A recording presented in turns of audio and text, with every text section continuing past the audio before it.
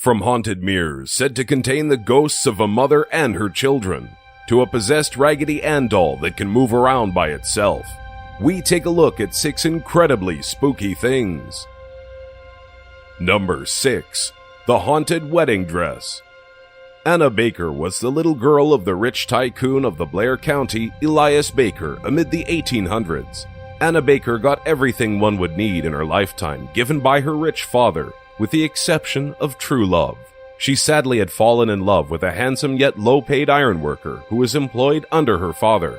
The enraged father did not permit her to wed the man of her decision, which left Anna to the decision of leading the rest of her life as an old maid, and she died an old maid.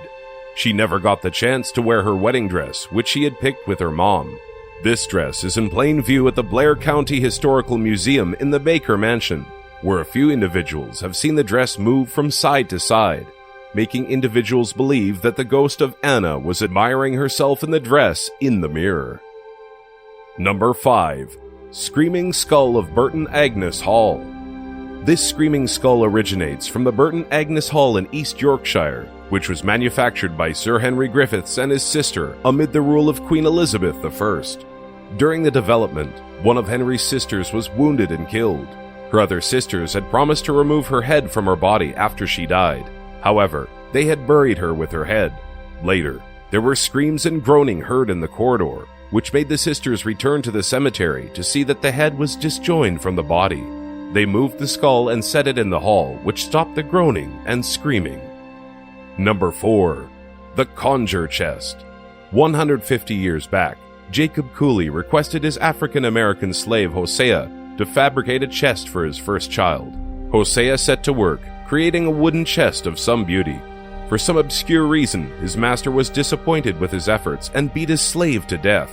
Cooley's other slaves pledged to retaliate for the passing of their friend, and sprinkled the dried blood of an owl in the chest and had a conjure man curse the chest.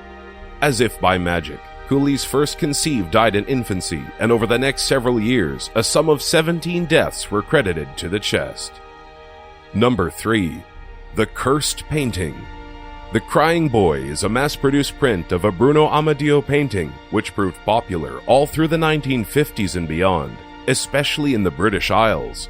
However, the painted creation pulled in some media attention in the 1980s when UK tabloid The Sun ran a story saying that a Yorkshire firefighter asserted to have been at the scene of a few house fires where the painting had been the only thing left unscathed.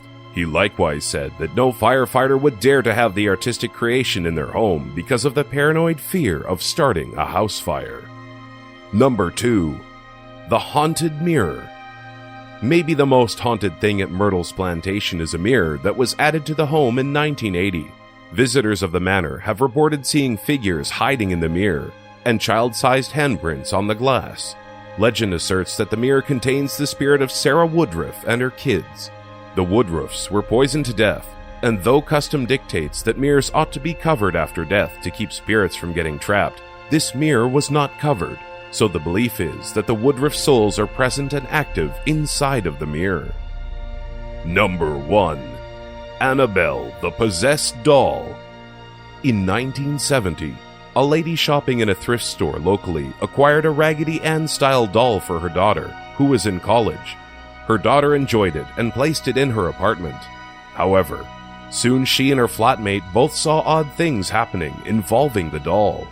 It would move by itself, regularly being found in another room despite the fact that nobody had touched it.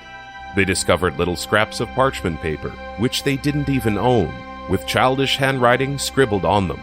They even discovered the doll standing incomprehensibly on its cloth doll legs one day.